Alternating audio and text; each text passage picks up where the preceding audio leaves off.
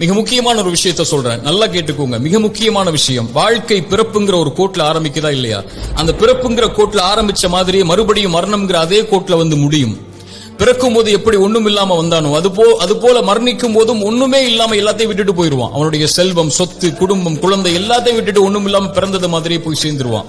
அப்ப எதுக்கு இந்த வாழ்க்கை, எதுக்கு இவ்வளவு பெரிய போராட்டம்னு கேட்கக்கூடியவங்களுக்கு இறை தூதர் இந்த 3 செயல்களை நீங்க உலகத்துல வாழும் போதே விதை போடுங்கன்னு சொன்னாங்க. அது பின்னால நீங்க அறுவடை செய்வீங்க, நீங்க மரணிச்சதற்கு பிறகும் உயிரோட வாழ்வீங்க, அதன் காரணமான்னு சொன்னாங்க.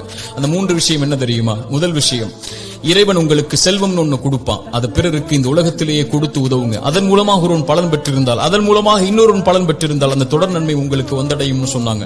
இரண்டாவது, இறைவன் உங்களுக்கு கல்வின்னு ஒண்ணு கற்றுக் கொடுப்பான். எதுவா இருந்தாலும் சரி, ஒரு எழுத்தா இருந்தாலும் சரி, அது பிறருக்கு பலன் பெற கற்றுக்கொடு. அதன் மூலமாக அவன் பலன் பெற்றிருந்தால், அதன் மூலமாக பலன் பெற்றிருந்தால் அந்த நன்மை வந்து சேரும்னாங்க. மூன்றாவது, இறைவன் உங்களுக்கு குழந்தை ஒன்று கொடுப்பான். கணவன் மனைவி நோக்கமே அதுதான். அந்த குழந்தையை நல்ல முறையில் வளர்த்தெடுத்து அந்த குழந்தை உங்களுக்காக பிரார்த்தனை செய்யும் அளவிற்கு நீங்கள் வளர்த்திருந்தால் அந்த குழந்தை செய்யக்கூடிய பிரார்த்தனைன்னு சொன்னாங்க. அப்படி நல்ல குழந்தைகளை இந்த பூமியில் இருந்து மரணிப்பதற்கு முன்னதாக வளர்த்தெடுப்பதுன்னு சொன்னாங்க.